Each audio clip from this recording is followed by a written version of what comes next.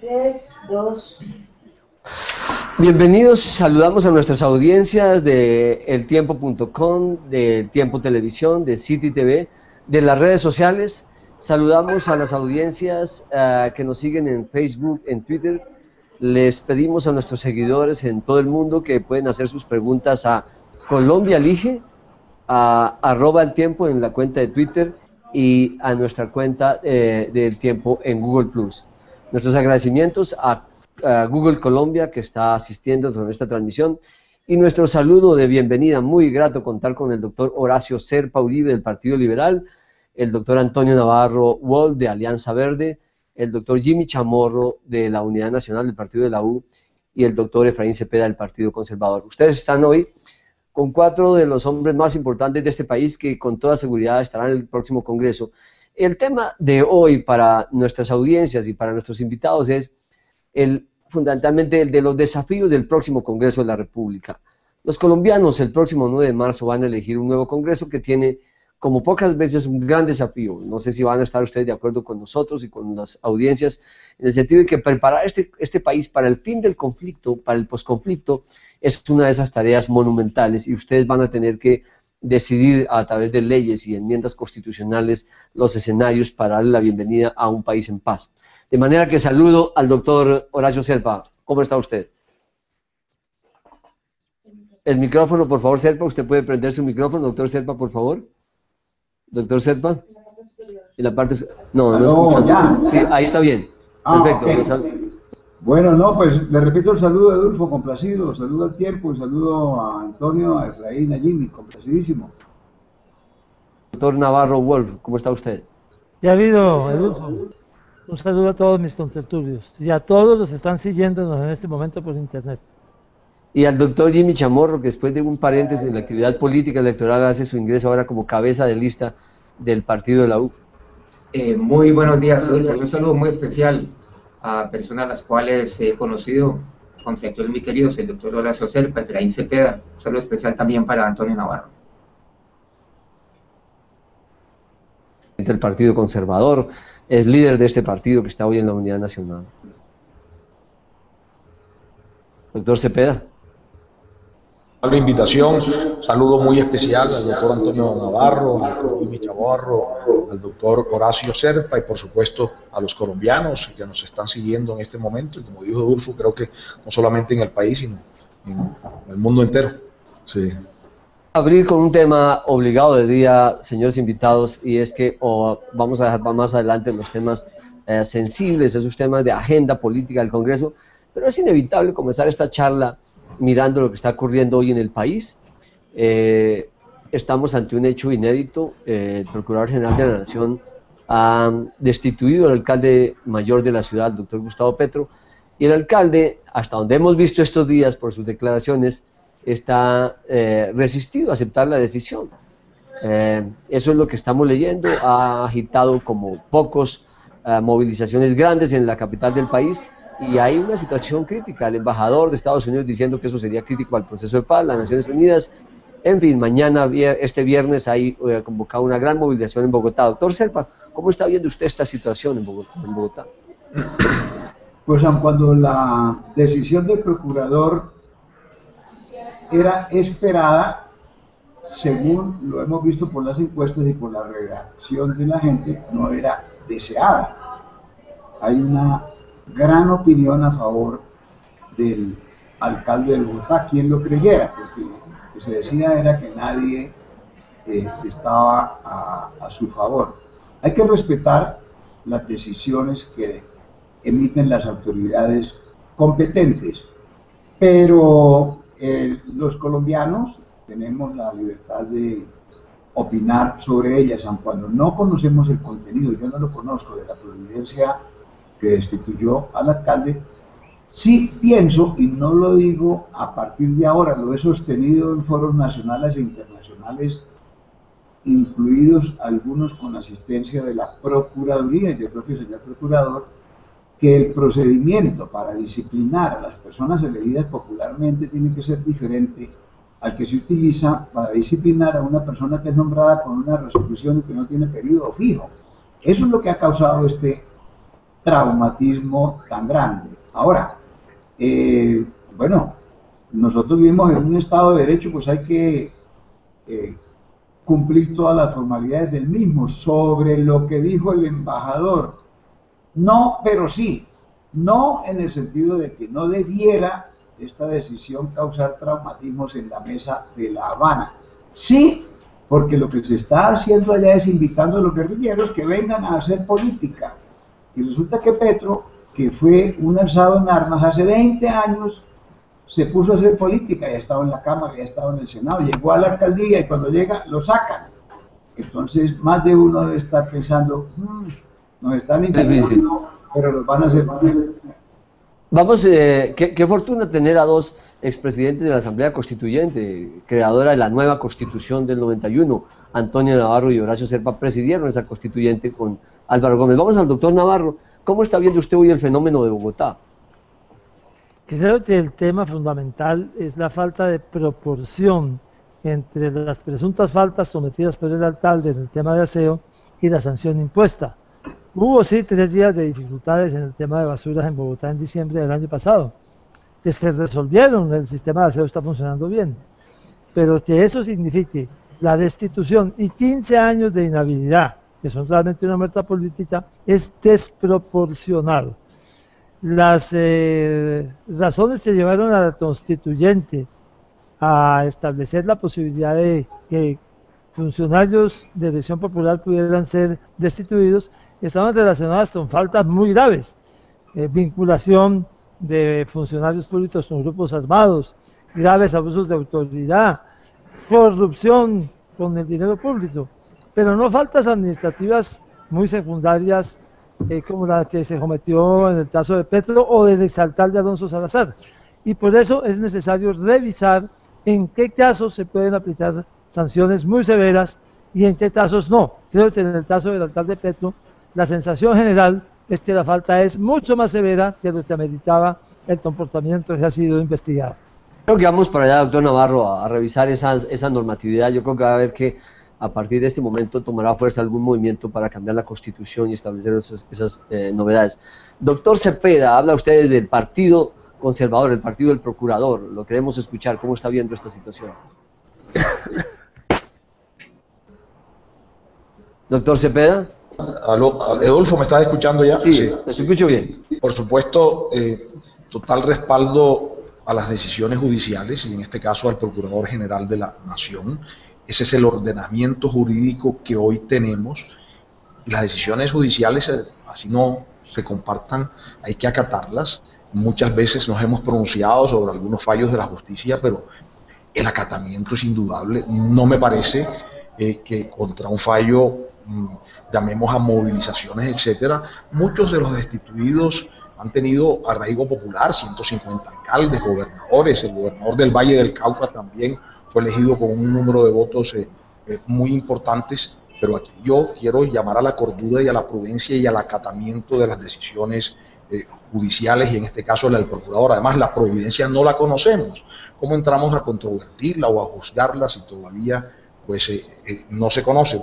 También frente a lo que Edulfo planteó del embajador, pues mala cosa que el futuro embajador esté interviniendo en los asuntos internos de Colombia. Este es un país soberano, hace muchos años dejamos de ser república banana y yo allí sí pido respeto ante estas decisiones judiciales y espero que el embajador rectifique porque, caramba, habría que pensar que un embajador opinando todos los días sobre asuntos internos, por supuesto, no es deseable y el gobierno nacional yo creo que tiene que pronunciarse. Por eso, pues, no podemos aquí juzgar la proporción o no de ese fallo cuando no lo conocemos y sabemos que el procurador además ha sancionado gente de la izquierda, de la derecha, del Partido Conservador, Andrés Felipe Arias, Sabas Pretel, por ejemplo, absolvió al doctor Antonio Navarro Wolf, de manera que aquí esto no podemos ponerle un tinte político y pues reitero, respaldo total a las decisiones de nuestras autoridades jurisdiccionales, judiciales, y en este caso la del Procurador General de la Nación. Doctor Jimmy Chamorro, usted. Sí, doctor Navarro. Una precisión, doctor Cepeda.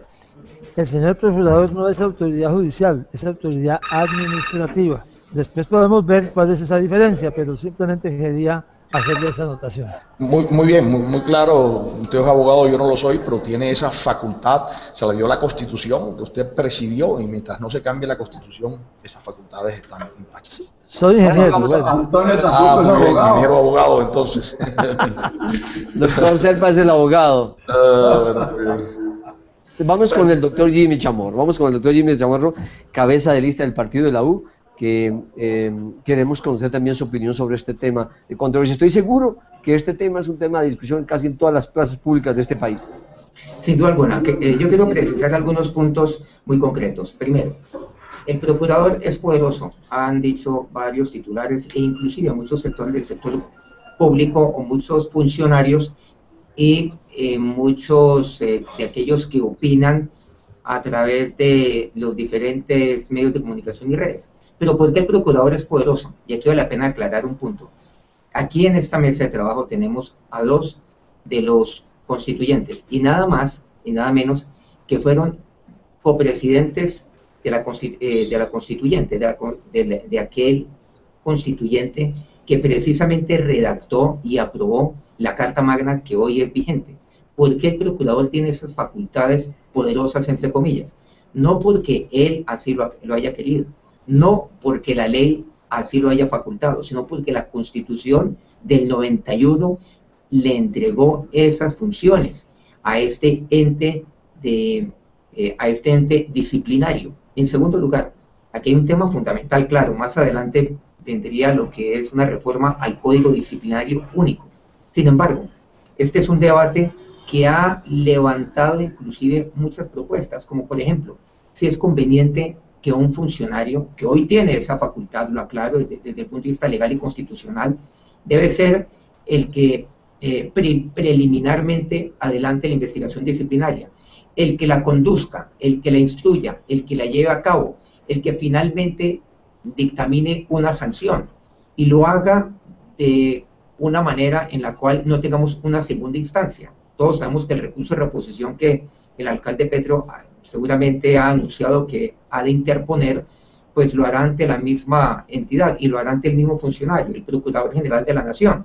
Entonces nos preguntamos si esa figura que fue de una u otra manera ya creada no solamente en Colombia, sino en el ámbito internacional, pero reglamentada en Colombia y facultades las cuales le fueron entregadas y muchas de ellas ratificadas de cómo venía antes en la Constitución que es vigente, si verdaderamente conviene ese procedimiento.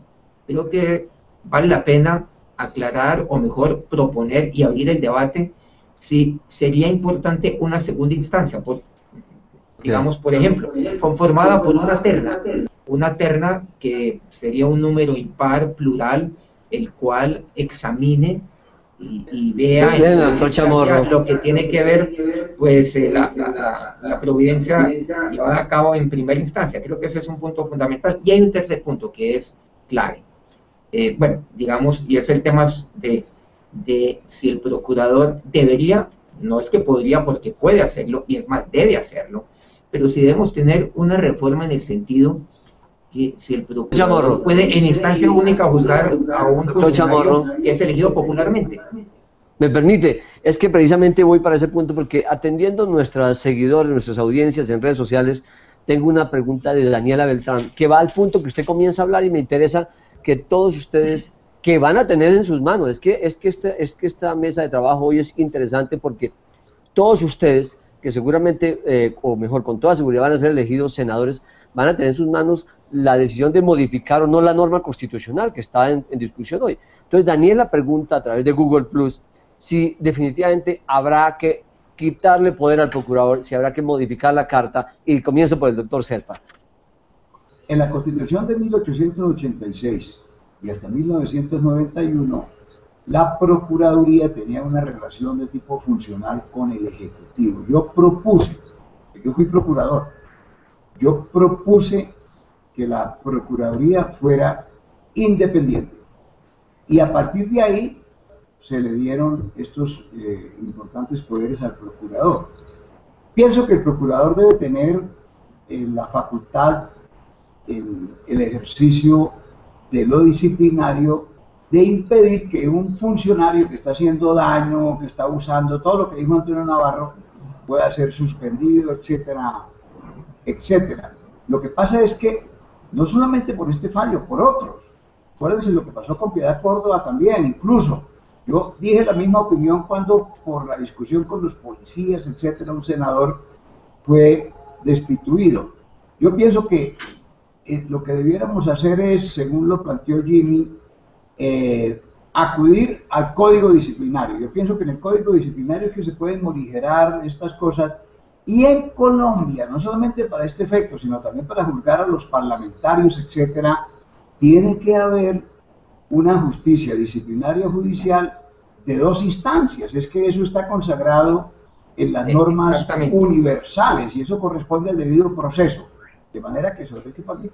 Edulfo, quiero opinar al respecto. Sí, diga doctor Cepeda. Que quisiera opinar al respecto. Sí. Mire, en este tema, aquí hay 2 puntos fundamentales. Uno, lo que tiene que ver la reforma al Código Disciplinario Único. Es que, ¿por qué una sanción de 15 años? El procurador cataloga esto como una falta no leve, no grave, sino gravísima. ¿Qué dice la ley? ¿Qué dice el Código Disciplinario Único? Permite el cual lo sea por 15 años. O sea, el Código Disciplinario Único tiene seguramente una falencia, y esto sí es una responsabilidad del Congreso, que es el que lo expide, y lo expidió, en el sentido de una gradualidad. ¿Por qué razón? Porque en el tema de Gustavo Petro, no conocemos la sentencia, pero tenemos la leve sospecha que no fue por un acto de corrupción, en el sentido de un asalto al erario, por ejemplo, sino que fue una, digamos, una falta de carácter administrativa, bien sea por acción o por omisión, que creo que es fundamental, y eso es algo lo cual también tenemos que abordar. Ese es un tema de fondo. Lo veo, doctor Chamorro, de acuerdo con modificar la ley y la norma, de pronto tener la Constitución. Voy a donde el doctor Cepeda. Sí, gracias, Edulfo. Yo creo que pues aquí tenemos que hacer un llamado también a la reflexión, comenzar hoy a descuartizar, a quitarles poderes a la Procuraduría, que es el guardián de la moral, no es buena señal. Necesitamos una Procuraduría fuerte, con dientes, que pueda pues vigilar muy bien a los funcionarios públicos. Yo en eso pues comparto esa decisión de la Constituyente del 91 de crear esa figura independiente y fuerte, que le tiemble la mano a los funcionarios públicos cuando van a tomar sus decisiones administrativas. Ahora, pero garantiza. Hay un tema planteado hay un tema planteado que es el de la doble instancia, que ese tema, por supuesto, recordemos que en la reforma a la justicia incluso venía una doble instancia para los aforados, que tenemos una sola instancia ante la Corte Suprema. Será un debate, pero más yo me iría en este caso a la graduación quizá. Eso sí lo expedimos por ley en el Código Disciplinario, y posiblemente tenemos allí en algunos casos penas muy altas, pero reitero, mi decisión en el Congreso será apoyar ese fortalecimiento de la Procuraduría, y no estaré de acuerdo con debilitarla, con descuartizarla, porque hoy son muchos los casos de corrupción, de fallas administrativas en Colombia, se ha venido señalando, ahí están las encuestas de opinión, y lo que necesitamos son guardianes fuertes de la moral, en este caso la Procuraduría, la Fiscalía, la Contraloría, y por supuesto pues las diferentes cortes. Yo creo en este caso pues que yo estaría a favor de seguir fortaleciendo esta figura. Están viendo ya las distintas posiciones de los distintos partidos políticos. El doctor Horacio Serpa en nombre del Partido Liberal, el doctor Chamorro en nombre del Partido de la U, son partidarios de, tal vez, como lo decía el doctor Serpa, hacer la doble instancia, moderar el poder que hoy tiene el procurador, y el doctor Cepeda del Partido Conservador es partidario de fortalecer. Sí, doctor Serpa. Yo no propongo el cambio de la norma constitucional. Yo propongo que miremos el Código Disciplinario para que haya unas, digamos, unos pesos y contrapesos que llaman una forma de morigerar ciertas cosas, ¿no? Que no quede solamente al criterio absoluto. Nosotros comentamos eso en las deliberaciones. Tal vez Antonio Navarro se acuerde cuando hablamos de la verdad sabida y buena fe guardada. Pero eso es muy subjetivo. Entonces tal vez de pronto ahí es donde está un poco la falla. Pero a mí me parece que la Procuraduría sí debe ser absolutamente independiente y que debe haber facultades fuertes. Cuando yo fui procurador nos quejábamos de que la Procuraduría no tenía dientes. La Constitución le puso dientes. Pero como eso ha tenido desarrollos legislativos, el Código Disciplinario, entonces ahí es donde puede estar la falla. Doctor Serpa, se nos había caído, doctor Chavarro, escúcheme un segundo, se nos había caído la comunicación con el doctor Navarro, acabamos de recuperarla y quiero que lo escuchemos a él. La pregunta para el doctor Navarro, y que estábamos hablando con todos ustedes, es, usted seguramente va a llegar al Senado, doctor Navarro, cuando esté allí, este tema le va a caer, lo de modificar o bien la Constitución o bien el Código Único Disciplinario para hacer o más débil o más fuerte la Procuraduría. ¿Cuál es su opinión sobre eso, doctor Navarro? Bueno, yo creo que necesitamos una Procuraduría fuerte, pero con los poderes limitados a faltas realmente graves, porque yo sí creo que para combatir la corrupción necesitamos una mano fuerte, para combatir los vínculos de funcionarios estatales, elegidos o no elegidos, con grupos al margen de la ley necesitamos una mano fuerte, para combatir abusos graves de autoridad necesitamos una mano fuerte. Pero lo que no podemos es mantener, sobre todo en el código disciplinario, tanta laxitud de interpretación sobre qué es una falta gravísima y de qué manera se pueden usar sanciones, digamos, muy severas. Creo que ese es un tema indudablemente importante que va a llegar al Congreso. Y el otro asunto es el de la doble instancia. Internacionalmente es cada vez más claro que la falta de doble instancia es inaceptable, y aquí falta doble instancia no solamente en el caso de la Procuraduría, sino también del Consejo de Estado en los juicios por pérdida de investidura. Creo que la doble instancia también va a ser una realidad que se va a imponer. Entonces, Procuraduría fuerte, pero con una mayor claridad de cuándo usar esos poderes para frenar abusos que pueden ser graves para la sociedad y para el Estado. Perfecto, precisamente, doctor Navarro, escúcheme un segundo. Iván Darío Ñungo es otro seguidor de nosotros en las redes sociales, lo hace a través de Google Plus. Va a este tema que acaba de plantear el doctor Navarro, que me parece que, que está en la agenda pública, en la agenda de ustedes. Se debe establecer entonces la doble instancia para los procesos disciplinarios, para los elegidos popularmente, y yo diría que también se debe establecer esa instancia en lo penal para los elegidos popularmente. Doctor Serpa, voy con usted. Perdónme, yo quiero primero leer el numeral sexto del artículo 277 de la Constitución, que trata sobre el poder disciplinario del procurador: ejercer vigilancia superior de la conducta oficial de quienes desempeñan funciones públicas, inclusive las de elección popular; ejercer preferentemente el poder disciplinario; adelantar las investigaciones correspondientes y imponer las respectivas sanciones conforme a la ley. Son normas genéricas. Esto se desarrolló legislativamente en el Código Disciplinario Único, que se llama. Entonces yo pienso que si se considera 4 rengloncitos de la Constitución son válidos, lo que se debe es hacer toda esta serie de disposiciones en el Código. Yo no creo que se necesite de pronto reforma constitucional. No estoy de acuerdo con esa postura. Doctor Chamorro. Sí, no estoy de acuerdo. Bueno, primero, el fortalecimiento y la independencia de la Procuraduría General de la Nación debe mantenerse. Segundo, una reforma constitucional, por una sencilla razón. Pero una reforma constitucional sí es necesario. No, es necesario. El que llevó eso a la constituyente fui yo. Sí, pero es necesario para la doble instancia. Sin una reforma constitucional no hay doble instancia. Es necesario reformar la Constitución. La reforma al Código Disciplinario no aguanta la doble instancia. En eso estamos de acuerdo, doctor Horacio, quizás es la forma, pero lo que quiero insistir es que es necesario la reforma constitucional para que de esta manera tengamos la doble instancia, y totalmente de acuerdo, no solamente en los procesos de carácter disciplinario, sino en los procesos de carácter penal, por ejemplo, para aquellos que tienen instancia única ante la Corte Suprema de Justicia, y como le decía Antonio, también en el Consejo de Estado frente a la pérdida de investidura. Y en tercer lugar, creo que también es necesario, y creo que esto estamos de acuerdo con el resto de los que estamos aquí en la mesa, en el sentido de una reforma al Código Disciplinario Único.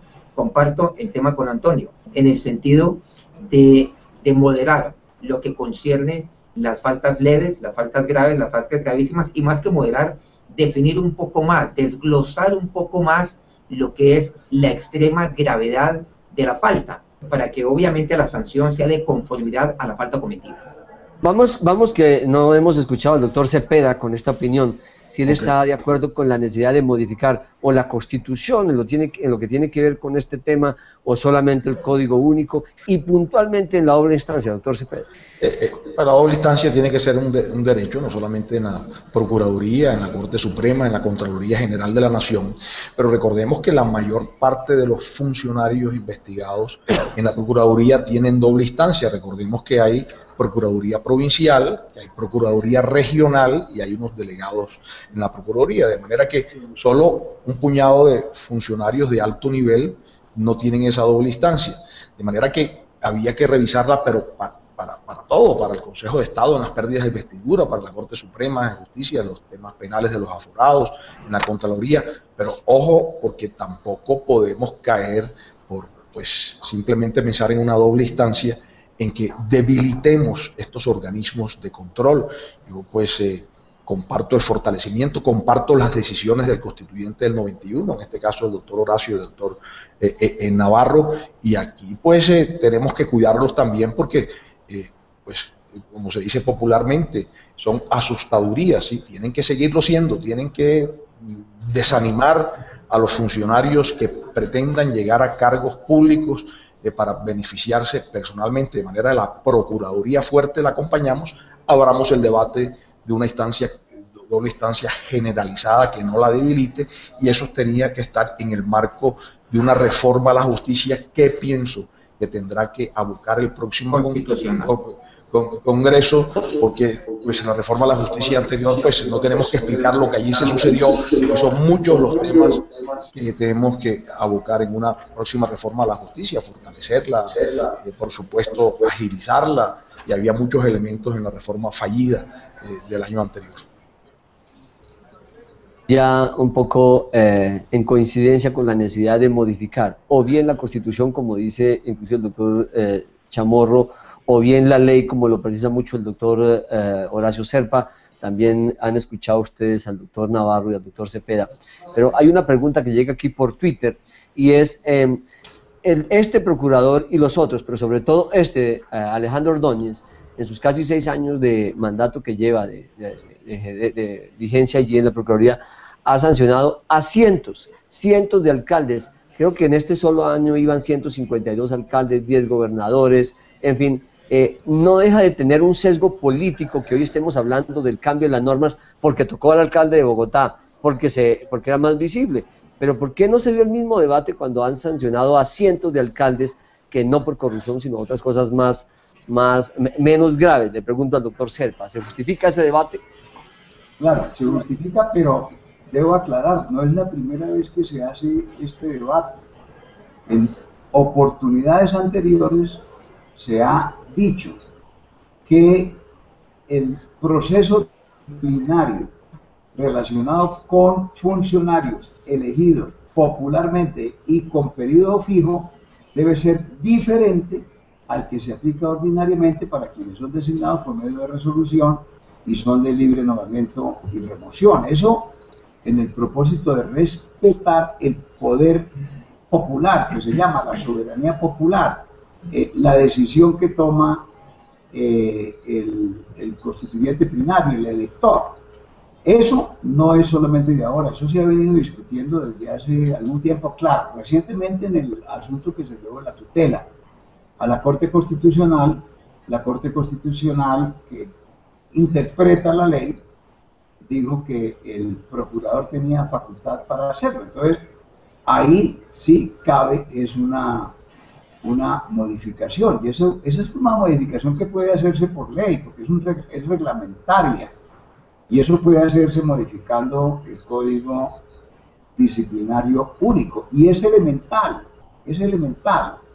¿Por qué? Porque de por medio está el poder popular. Serpa y todos los invitados, nos están reclamando mucho las audiencias que nos siguen, que hablemos de otro tema, que dejemos ese tema hasta aquí. ustedes mirarán si hacen las reformas, pero que hablemos de los temas que van a comprometerlos a ustedes como líderes y como partidos en el Congreso. Un minuto, Dulfo, pero un minuto. Sí, yo quisiera decir que aquí no podemos aplaudir, como sale el país a aplaudir este tipo de decisiones cuando es contra funcionarios del centro o de la derecha y sale a criticarlas cuando es de la izquierda. Creo que la justicia es para todos, estemos situados en cualquiera de los rangos, y fíjese que el procurador, y tengo que repetirlo, ha destituido gente de la izquierda, de la derecha, de su propio partido conservador, y no le ha temblado la mano. De manera que esta figura tiene que ser así de fuerza y así de independiente, y como lo ha demostrado el procurador Alejandro Ordóñez, y tengo que defender la gestión de Alejandro Ordóñez cuando no le ha temblado la mano siquiera para sancionar a gente de su propio partido conservador. Doctor, de manera que su decisión hay que acatarla. Yo le pediría a los colombianos acatamiento de estas decisiones con movilizaciones. No podemos borrar fallos o decisiones. Vamos entonces, doctor Cepeda, a los otros temas que nos ocupan. Una breve observación. Doctor Cepeda, siga. El mismo criterio lo expuse cuando el señor procurador destituyó al senador, creo que era conservador, o bueno, La U. De la U, que me pareció Plano. que primero la falta, que era una falta, y eso desde luego cayó muy mal, etcétera, no daba para una destitución, pero también hice la observación sobre que era una persona elegida por un número de votos, con la intervención del pueblo. Entonces, por una resolución administrativa no se puede despachar el asunto así nomás.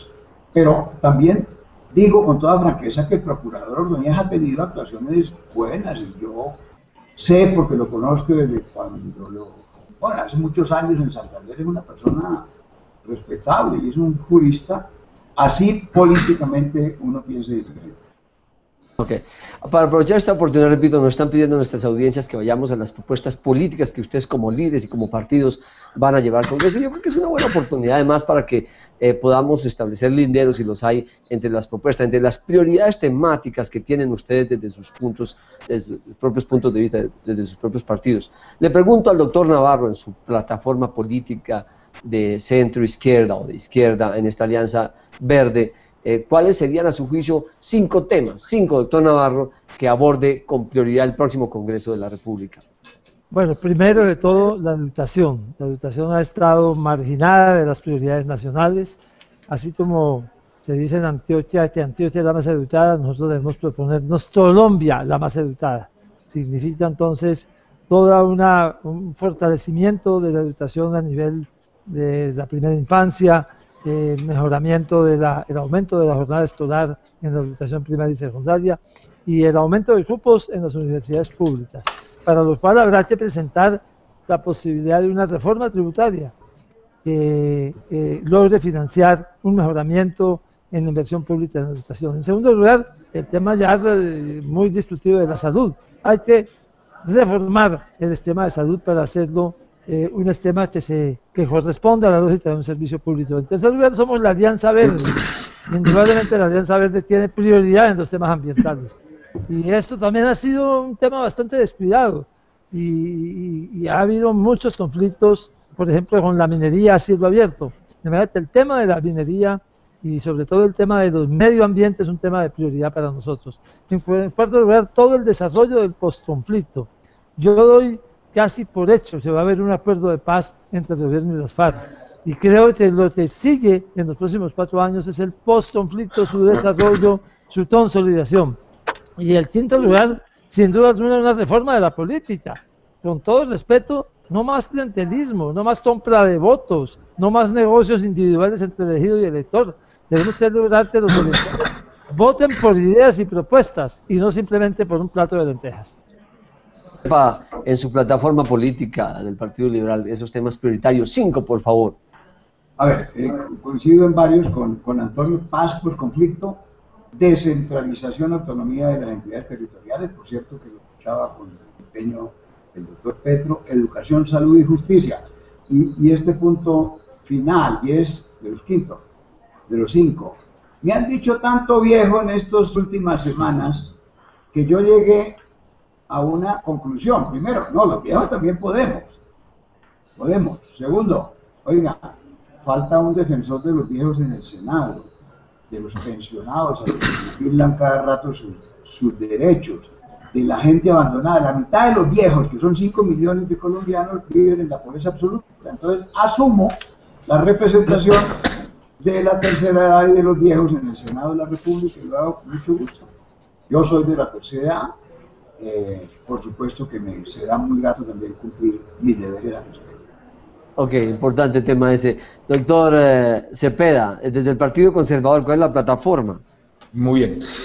Por supuesto que el posconflicto, que esperamos, por supuesto, se dé el acuerdo de paz con la FARC, será tema obligado y prioritario, pero el posconflicto tiene una serie de elementos. Por ejemplo, cómo va a absorber la sociedad a los desmovilizados, 8, 10 o 15 mil personas. Hay que generarle oportunidades de empleo. Y estas posibilidades pasan por dos temas importantes. El fortalecimiento del programa Familias en Acción. Me parece fundamental ese fortalecimiento y que no sea únicamente para jóvenes hasta el bachillerato, sino que se extienda hacia la educación técnica, hacia la educación profesional. ¿Verdad? Hay un elemento importante, sensible, que el BID catalogó incluso no como un tema asistencial, sino un tema de fondo en la medida que fortalece la educación y la salud. Pero miren, el tema del empleo no es exclusivamente ir con una hoja de vida debajo del brazo y pedirle a nuestros empresarios que absorban esta mano de obra, y por supuesto que tienen que hacerlo, sino es fortalecer la iniciativa privada. Aquí para fortalecer esa iniciativa, ese emprendimiento, nos falta un gran elemento, y es el tema del microcrédito. El microcrédito que Yunus puso a funcionar y recibió por eso el Premio Nobel de la Paz, siendo un banquero no el de economía, sino el de la paz. Y acaba de escribir un libro y dijo que gran parte de la pobreza en el mundo es por la reticencia de los sectores financieros a hacer estos microcréditos que apoyen esta iniciativa privada. Aquí nuestros vecinos en el Perú lo están practicando, incluso le prestan a vendedores ambulantes que luego varios de ellos, y hay ejemplos, se han convertido en grandes empresarios. De manera que por falta de este fortalecimiento, de este microcrédito, la gente queda en manos del gota a gota y del paga diario. ¿Y qué pasa? No cotizan a pensión, no cotizan a salud, tienen empleo precario, que recordemos que casi la mitad de los empleados en Colombia son por cuenta propia. Y al no cotizar a pensión, hoy estamos en el presupuesto general de la nación incluyendo partidas gigantescas del orden de los 40 billones de pesos. De manera que hay un elemento importante de debate. El sector financiero no puede seguir pensando que bancarización es exclusivamente que vayamos a abrir cuentas corrientes o cuentas de ahorro y nos aplauden. No, bancarización es de doble vía. El microcrédito asistido, como se está haciendo, como lo inventó Yunus, como se está haciendo en el Perú para fortalecer ese empleo. Pero hay otro tema fundamental también, el tema de la agricultura. Es que el sector agrícola ha venido abandonado casi de toda la vida, con micropresupuestos. Solo para el año entrante hicimos el despegue y tenemos un presupuesto de alrededor de 5 billones de pesos, lo cual representa casi el 12% de la inversión total. Ese presupuesto de agricultura no podrá rebajarse en términos reales, ya está para el 14, para los años subsiguientes tiene que ser un presupuesto de esa medida, porque es indudable el rezago del campo colombiano. No hay infraestructura, no hay vivienda, no hay servicios públicos. Los hijos de los campesinos se vienen a las ciudades por falta de ese respaldo, de manera que el sector agrícola me parece fundamental en este tema de la generación de empleo. Y para terminar los otros dos temas, Edulfo, el tema de la educación. Acabamos de escuchar un informe en estos días, la educación en Colombia sale muy mal librada. Ahí tenemos que mirar temas de evaluación, tenemos que mirar temas de fortalecimiento de la educación, tenemos que mirar temas de la segunda lengua. ¿Por qué los estudiantes que egresan de colegios privados tienen el privilegio de aprender, por ejemplo, inglés y no de los establecimientos públicos? De ninguna manera puede haber ese desequilibrio, tiene que haber igualdad de oportunidades. Y por supuesto que terminar, porque me pediste 5 temas, el tema de la salud yo creo que le va a tocar al próximo Congreso, será un reto gigantesco, porque lo único cierto es que la salud está funcionando muy mal hoy, ese esquema no puede continuar. Los temas son varios billones de pesos que no aparecen, pero quien paga es quien realmente hoy está pidiendo salud, y la salud pasa por una serie de temas, por ejemplo el tema de donación de órganos. No hay derecho que gente con insuficiencia renal tenga 10, 12, 14 años en una lista de espera esperando un órgano y se crean son unos mercados negros de órganos. Ese tema tenemos que abocarlo, el tema de la donación de órganos. Y termino muy rápidamente para no ocupar el tiempo, porque me pediste 5 temas, Antonio se ríe, es el tema de la justicia. El tema de la justicia. 10.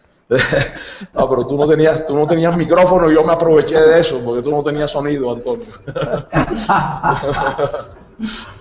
Doctor hay un tema que yo pienso que va a estudiarse a fondo allá entre todos, y es el modelo económico de desarrollo. Totalmente de acuerdo. Como un tema capital. Fundamental, sí.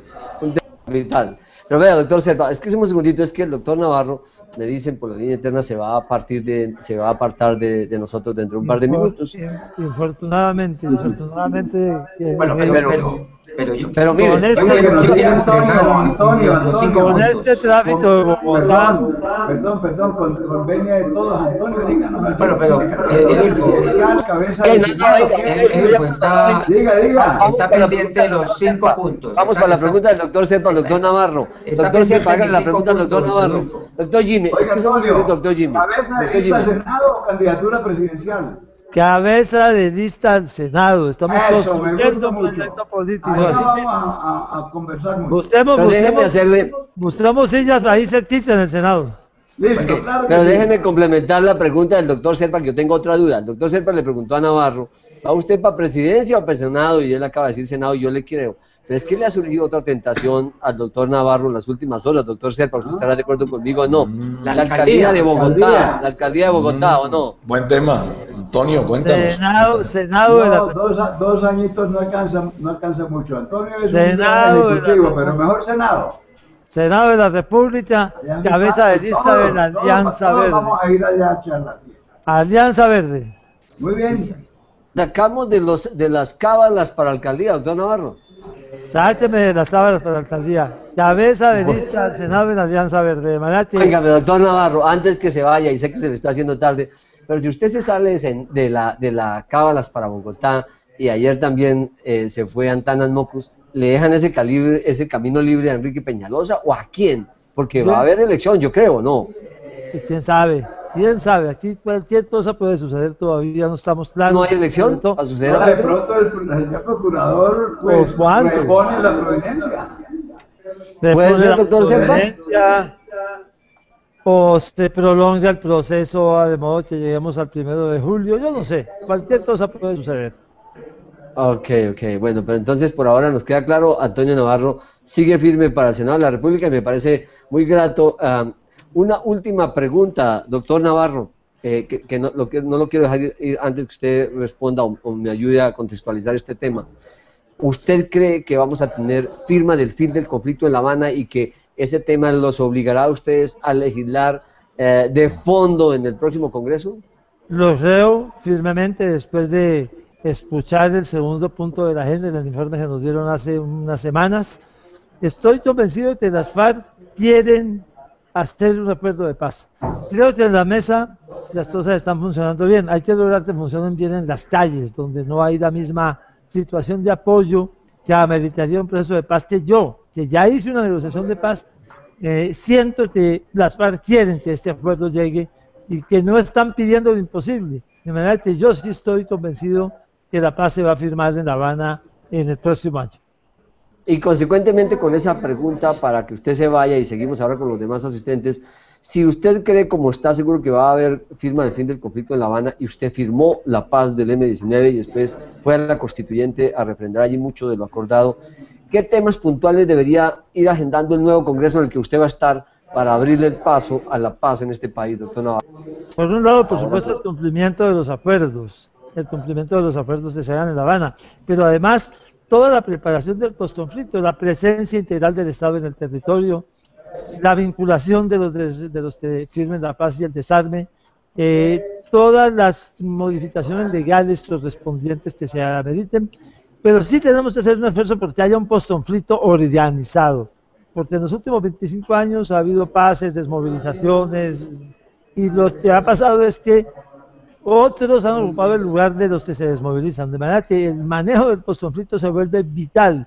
Y quiero decir que tenemos la experiencia de haber estado en el postconflicto y de estarlo estudiando con intensidad en los últimos 12 meses, de manera que vamos a aportar de verdad en lo que debe ser un manejo del postconflicto bien hecho para beneficio de la paz y su consolidación. No me queda duda, doctor Navarro, de que usted estará en el próximo Congreso de la República, elegido el próximo 9 de marzo, y que estará junto a Jimmy Chamorro, a Horacio Serpa, a Efraín Cepeda. Les deseo un buen día, le agradezco mucho por esta acompañamiento. Muchísimas gracias, y excúsenme por tener que irme antes de que finalice este hangout, como le dicen, ¿no? Bueno, doctor Navarro. Pero vamos con la misma pregunta a los demás miembros de este grupo. A mí me dé una pregunta, Adolfo. Dígame, doctor Chamorro, ¿cuál quedó viendo? Por el tema de los 5 puntos, los 5 temas que son prioritarios para nosotros. Y bueno, lo primero pues es saludar a Antonio. Antonio, que seguramente, con toda seguridad, va a estar en el próximo congreso y va a debatir sus puntos de vista igualmente. Pero hay 5 puntos fundamentales que los podemos enunciar muy concretamente. En primer lugar, el tema de la paz. Pero el tema de la paz no simplemente se limita a un posconflicto, sino que el Congreso tiene que abordar, en primer lugar, debe hacerle tránsito a lo acordado en La Habana a través del 6º punto, el mecanismo de refrendación. Ojalá que sea un referendo para que sea el pueblo colombiano que sea el que tome la decisión que acepta y cuáles puntos, porque son individualizados, acepta y cuáles rechaza. El Congreso, en segundo lugar, es aquel que expedirá leyes estatutarias como, por ejemplo, aquella que tiene que ver y que concierne a la justicia transicional. Es un desafío para los partidos el cual aporten una solución, el cual aporten una alternativa, aporten a través de proyectos de ley e inclusive hagan todo lo posible, y es responsabilidad mía y es responsabilidad del partido de la U, el cual podamos converger 2 elementos que no tienen por qué ser opuestos, que son aquellos requerimientos de la justicia con las necesidades de la paz. Una vez esto se haga, obviamente que vendrán todas aquellas normas del posconflicto, incluyendo aquellas normas que son aquellas que podemos llamar de paz social, para no solamente evitar que quienes se han acogido a estas normas no recaigan, sino que evitar que en el futuro este tipo de situaciones de conflicto armado se vuelvan a presentar. ¿Pero a través de qué normas? De normas de paz social. Entonces, creo que eso es lo prioritario que tiene que abordar el Congreso. En segundo lugar, el tema educativo, no solamente la cobertura, la cual algunos han mencionado, sino que tiene que ver con la calidad de la educación. Por supuesto, si llegamos a un acuerdo, y ojalá que así sea, y yo con Antonio comparto que así va a ser, pues entonces vamos a liberar un presupuesto que ha sido para la guerra durante muchos años, para, por ejemplo, el tema educativo. En tercer lugar, el tema de empleo es fundamental, el cual lo abordemos en este momento que es y que seguirá siendo tan clave. Cuarto, el tema de seguridad. Pues no me estoy refiriendo a la seguridad con respecto al conflicto armado únicamente. En el posconflicto tenemos que hablar acerca de la seguridad para garantizar que aquellas zonas controladas por los grupos al margen de la ley sigan siendo o comiencen a ser controladas por la institucionalidad, sino lo que concierne a la seguridad urbana. En este momento tenemos crisis urbana, una crisis urbana muy terrible, no solamente de capitales tan importantes como Cali, como Medellín, entre otras. Y hay que enfatizar demasiado en este punto. Y finalmente, en la adaptación de lo que han sido los TLC. Necesitamos echarle mano no solamente a lo que tiene que ver el decir sí o no a unos TLC en concreto, sino que la adaptación en Colombia de los TLC, esto que abarca, por ejemplo, el tema agropecuario, el tema de una infraestructura, porque sin ella no podemos de ninguna manera competir, y eso es lo que se ha demostrado, al menos en los últimos 2 años, de acuerdo a cifras concretas que ya conocemos, y por supuesto otros temas que de ahí se van derivando. Resumiendo, esos son nuestros 5 puntos, los cuales creemos que serán prioritarios para el próximo Congreso y el próximo cuatrienio legislativo. Y le pregunto ahora al doctor Serpa, la misma pregunta que le hice a Antonio Navarro antes de irse, y ahora para el doctor Cepeda, si ustedes en su corazón creen que va a haber firma del fin del conflicto, y en consecuencia, ¿qué temas deberían alistarse ustedes como futuros senadores a desarrollar allí? Tengo la seguridad de que habrá paz con FARC. Se firmará un acuerdo de del cese definitivo del uso de las armas, y que esto también se cumplirá con el Ejército de Liberación Nacional. De ahí la importancia del Congreso, que fue lo que, entre otras cosas, me motivó a pensar de nuevo en volver a la corporación. Entonces sí pienso que el principal punto tendrá que ver con el desarrollo de los acuerdos, con la implementación de la incorporación de los lanzados en armas a la vida democrática, como le dijo Jimmy, la justicia transicional. Creo que el primer punto que vamos a abocar es el tema del campo, y que concomitantemente tendremos que mirar todo lo que tiene que ver con el manejo de la economía dentro del sistema capitalista en el que estamos actuando. Hay diferentes implicaciones, por eso es que es tan importante la modificación del modelo económico de desarrollo. Doctor Cepeda, ¿usted está convencido que vamos a firmar el fin del conflicto con las FARC? Pero comienzo por donde terminó el doctor Horacio Serpa. Me parece que el modelo económico que se viene aplicando en el país es un modelo exitoso. Mire, en esta semana incluso las calificadoras de riesgo han subido la calificación a Colombia, eso quiere decir menos intereses en mayor inversión. Y si hay algo que hay que rescatar de este gobierno es el manejo económico sano. Ahí están las cifras, el crecimiento económico, la disminución de la pobreza y el empleo, pero centrándonos en el punto del proceso de paz. Pero ¿por qué no me Yo tengo una pequeña réplica? Una interpelación ahí para el doctor Serpa, por favor, doctor Cepeda. Yo me refiero al modelo. Claro, hay un equilibrio macroeconómico y hay una inflación controlada y hay un crecimiento económico, pero no, es que el modelo es la gran estrategia que asuma el país, y este modelo, la forma como interpretamos muchas cosas, favorece la concentración de capitales. Entonces yo pienso que en eso y en la redistribución más adecuada del ingreso tiene que haber una definición muy clara, y eso implica hacer una revisión a fondo del estatuto tributario. Eso, aspectos de esta naturaleza tienen que definirse en el Congreso de la República, y me parece que, repito, una revolución, esto dentro del sistema capitalista, pero es la única forma de sacar a este país de la desigualdad. El tema es ese, hemos disminuido la pobreza y tal, y la miseria, pero la desigualdad nos está afectando notablemente, y yo pienso que eso es cuestión del modelo, y eso lo podemos revisar. Todo lo otro que dice el doctor Cepeda, santo y bueno, me parece correcto. Lo que yo propongo es modelo económico de desarrollo. Muy bien, terminar allí entonces, ese modelo llamaríamos esa reforma tributaria redistribución de la riqueza en Colombia. Eso no solamente no nos podemos oponer, hay que acompañarla. Ya dimos un paso importante en la última reforma tributaria en redistribución y comenzó a ceder el índice Gini de desigualdades, pero en eso por supuesto tenemos que estar todos de acuerdo. Me voy al tema de la paz. Tengo moderado optimismo en el tema de la paz. La FARC pues han demostrado que no juegan con las cartas sobre la mesa, pero le apuesto al proceso de paz, ojalá se firme. Y por supuesto nos iríamos inmediatamente a un referendo que tendríamos que acompañar y pedirle a los colombianos que acompañaran luego de la desmovilización y la entrega de armas. Ahí pues este proceso pasa por la reparación de víctimas, tendrán que definir en la mesa un mínimo de justicia, pero yo quiero referirme a un tema que toqué al principio, y es que ¿qué hacemos con 10.000 desmovilizados? Si a esos 10.000 desmovilizados no les damos oportunidades laborales, van luego a engrosar estas bandas criminales que nacieron luego de la desmovilización del paramilitarismo. ¿Verdad? Que la definición jurídica tiene que ser clara y tienen que ingresar al mercado laboral. Al mercado laboral, sector público y sector privado tienen que estar dispuestos a abrir sus puertas, pero apoyar la iniciativa, el emprendimiento de ellos mismos, o en el campo o en las ciudades.